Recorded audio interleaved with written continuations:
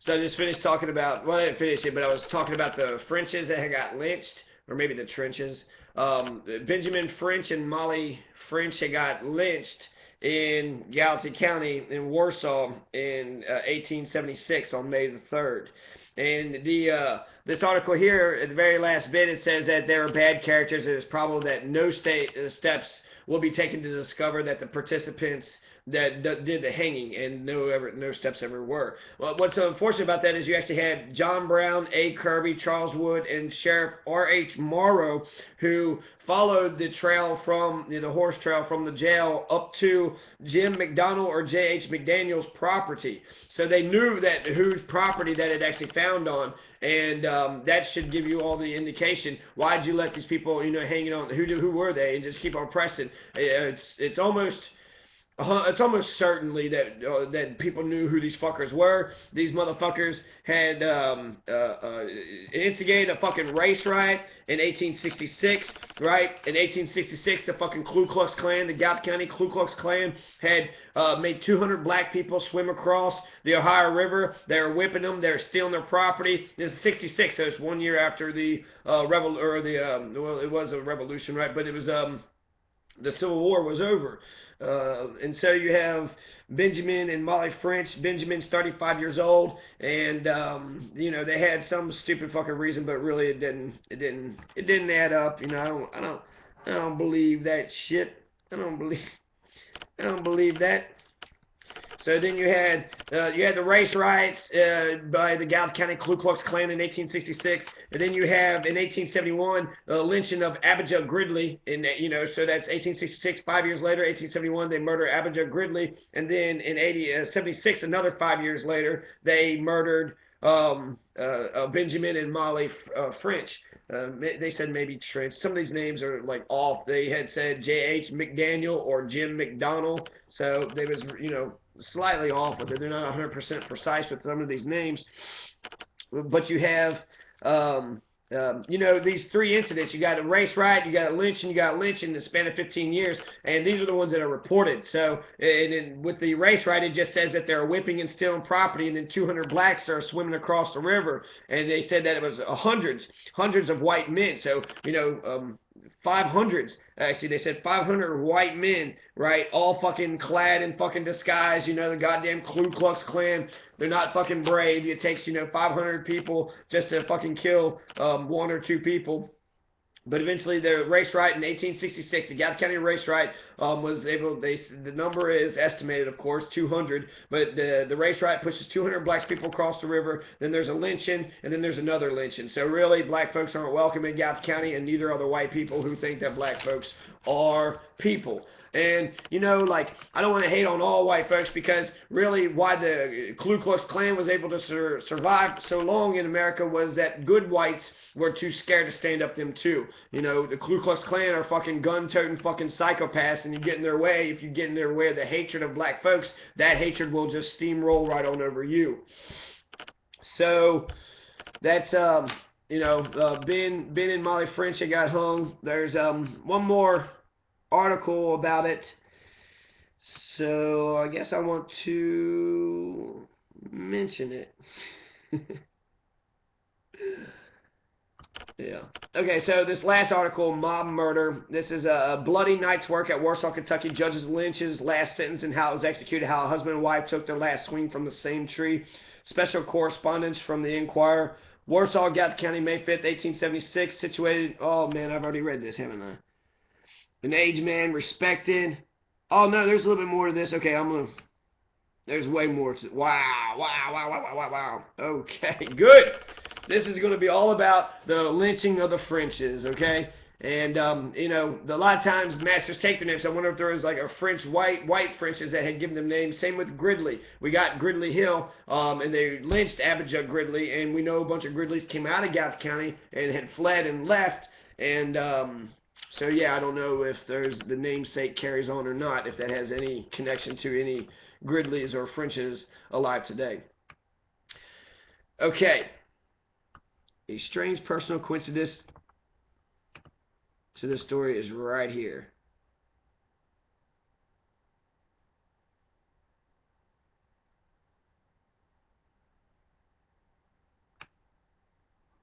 Oh man, okay, this is amazing. Okay, good. So I think I've already wasted way too much time, so this might take 2 videos, but I'm just going to read all this to you. Little town situated on the Ohio River, midway between Louisville and Cincinnati, is thrown in a tempest of excitement. I think it said third instance between midnight and morning. The summary appearance of the bloody hand of Judd Lynch is not strange in this part.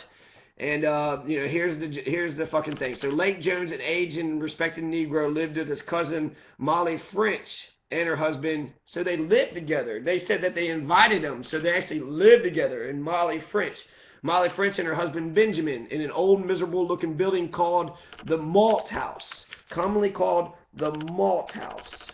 So where is the Malt House? Does the Malt House still exist? Is there a Malt House in Gallatin County? Lake Jones had a few $100s when he joined the French family, but it seems that he spent nearly every cent of it in providing for the Frenches and paying their rent. Some weeks ago, he told Ben French that his pockets were empty and he could not vouch anymore for the house rent.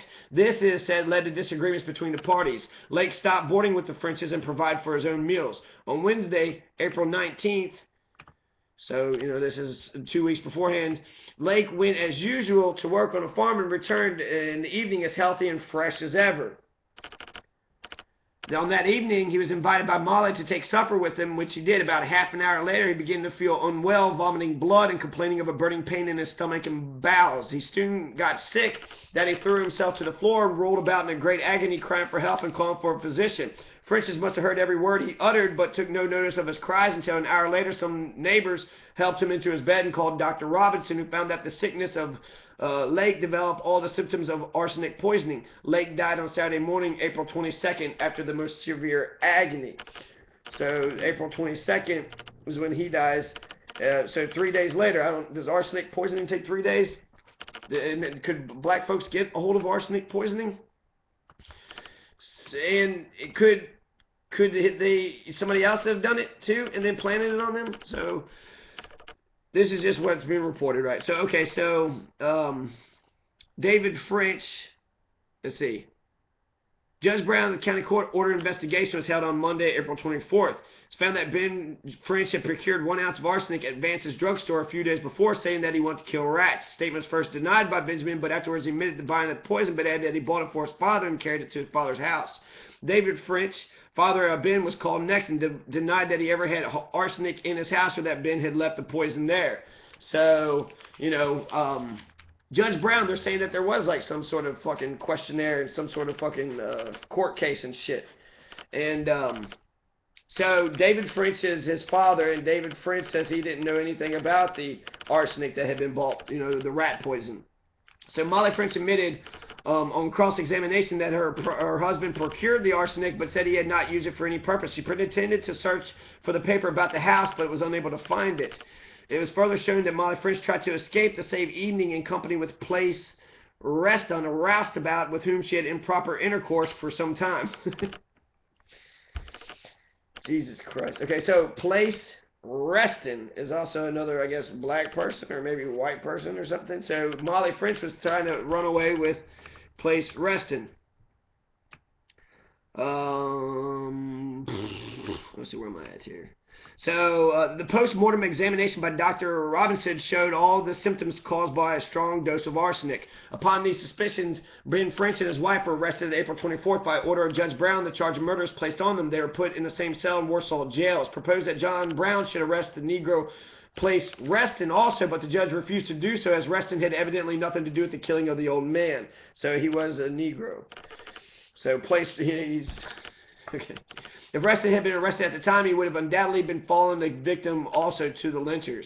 So the judge actually, you know, I guess saved his life. 10 days elapsed after their commitment, and not a single threat to lynch the parties had been openly made at Warsaw. At least no one of the nearly 100 persons to whom I talked about the affair admit to having suspected any scene like that suggested in the headlines.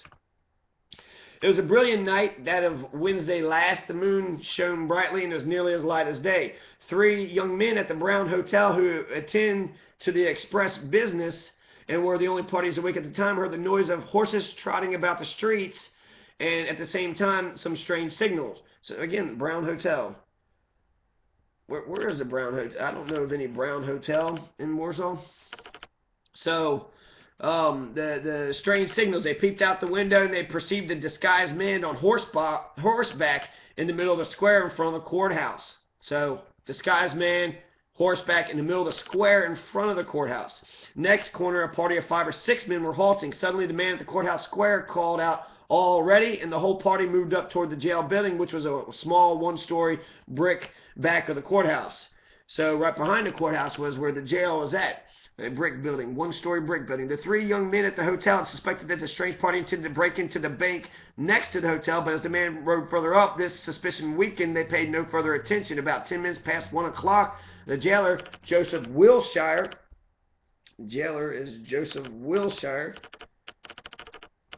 who's not a very good jailer, but I wonder if he is the same jailer that was jailing with Abijah Gridley, since a lot of the things are similar.